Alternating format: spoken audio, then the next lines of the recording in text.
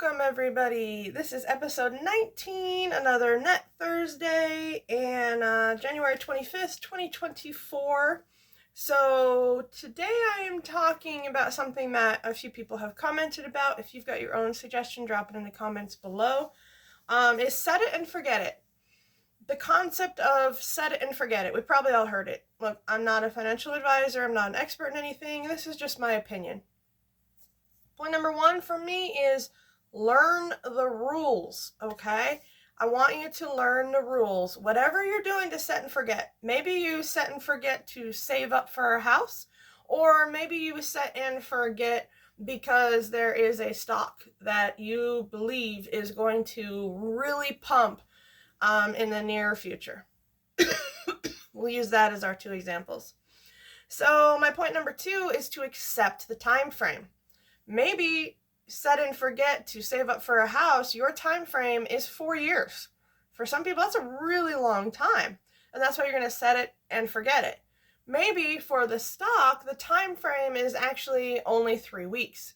You know that something big's about to happen. Maybe they're going to merge, maybe they're going to IPO, something like that, and you need to get it and you need to forget about it for 3 weeks. So we've got a 4-year time frame and a 3-year time frame. Okay, cool. Accept that time frame, because if you don't, you're going to sabotage yourself. All right, if it's going to take you 4 years and you keep checking it week 1, week 2, week 3, week 4, and it's not anywhere near your goal, you're going to sabotage. Same as the other one. You know that it's going to pump a lot, and yet you're going to be checking it, and people are anticipating the pump, so it's going to be going up a little bit, and you are like, oh goodness, I don't want to be greedy, because fear and greed are what's going to destroy your finances. But in this video, we're talking about set it and forget it. This is something that you've decided on, so now we're going to help you with the discipline to follow through on it. My point number 3, do not chase the hype. Don't chase the hype. In your 4-year plan, maybe in year 2, you only have half of your goal, but somebody says, oh, there's this new kind of, banking product out there, and it's so hot and it's so wonderful, and you know what, you can do it, get into it, you're going to get a little bit higher interest, but it's totally worth it. You're sabotaging your plan. Your plan was to set it and forget it. Maybe over here, like we just discussed, it's going up and down, woohoo, woohoo, and the hype is coming, and they're like, oh, you got to sell now. Maybe, you're going to have those temptations, okay? So my point number 4 is to have other things to focus on. If you set and forget something, then forget it, okay? Just set a planner to bring it up, but we'll go that on another point.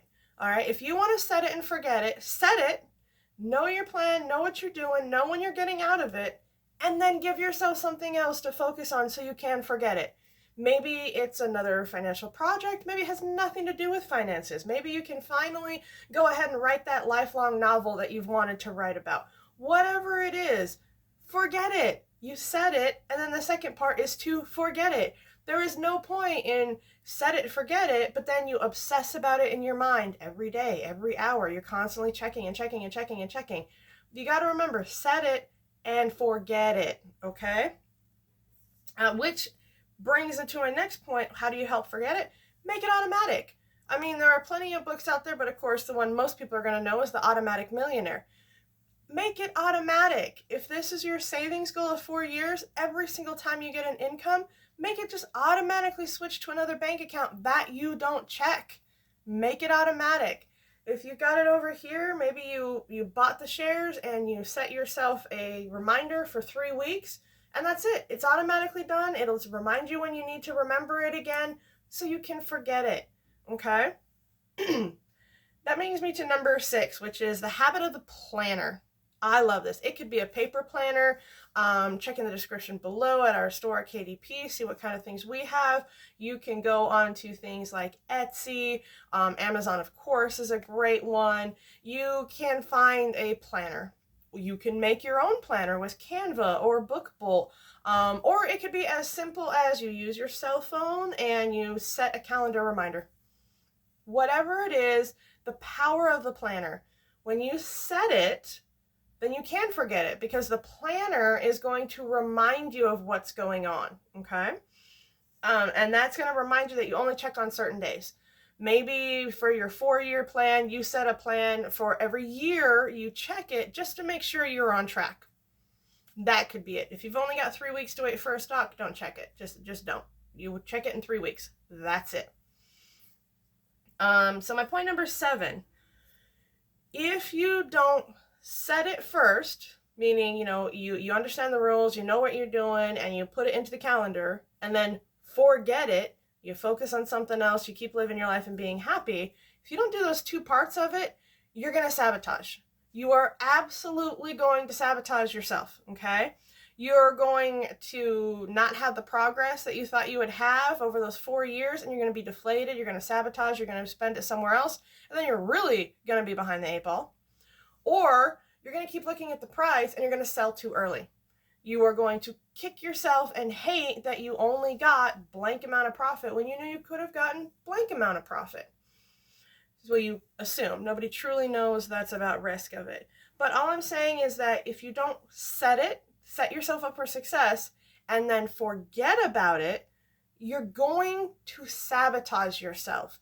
This is where you see people tell you that, in this example, real estate is a bad idea. Oh my goodness, it's so horrible. It'll never work because I went to try it once and it didn't work for me that one time. And so now I know every single time for every single other person it's a bad idea.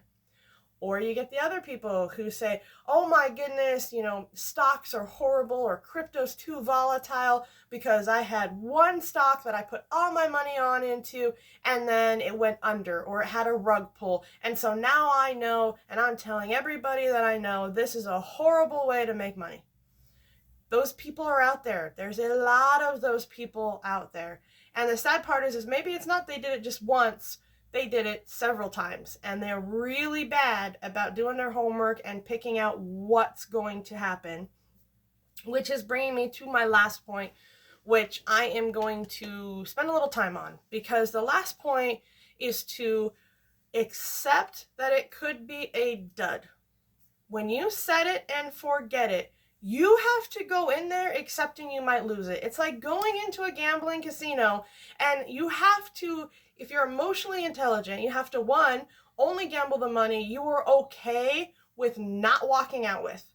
You cannot go in there saying, I need this $50 in my pocket and I have to get an extra $100 so I can pay my bills this week. That's not the right mentality to be doing set it and forget it. Set it and forget it is, I've done my research. Do your homework. CYA. You can figure out what that means for yourself.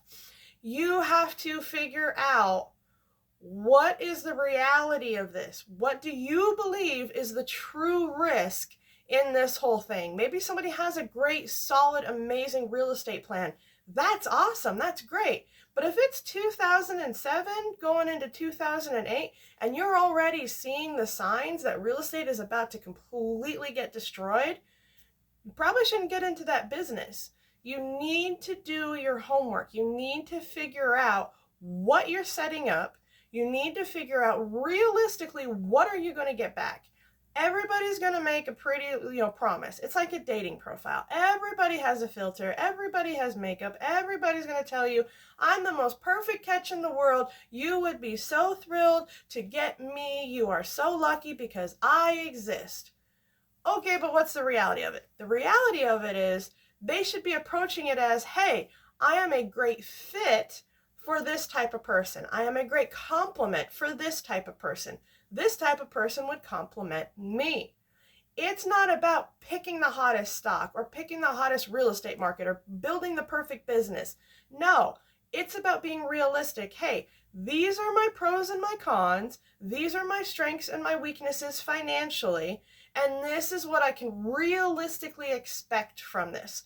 Yeah, you tell me it's a 20% return, and that's awesome. That would be great. But I'm okay with walking away with a 7% return. So if I could realistically expect about a 10% return, okay, I'm good with that. You gotta be realistic if you're gonna set it and forget it. You have to set it, do your homework, make your planner a part of it, to where you can do the next part, which is forget it. Things that take a long time, such as building your finances, you need to have other things to focus on, which is why we have the Give account. Give the world that which is authentically you. You do not live to work. You work to live. So go have a life. I want you to go have a life. I want you to enjoy your life.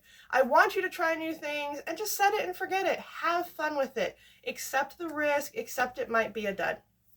What are your opinions? Do you agree? Do you disagree? Was there a time that you said it and forget it and it worked? A time that you said it and forget it and it didn't work? Let me know in the comments below. If we gave you value, please like, share, and subscribe. Share this with everybody that you feel would have value from it, because we're trying to get to 1,000 subscribers by the end of 2024. And when you watch the video to this point, thank you. You really are helping out this channel, and we really appreciate it when you do it this far. My book is in the description below, so check that out as well. We will see you on next Thursday. Goodness gracious, that is a tongue twister. Try it. Next Thursday.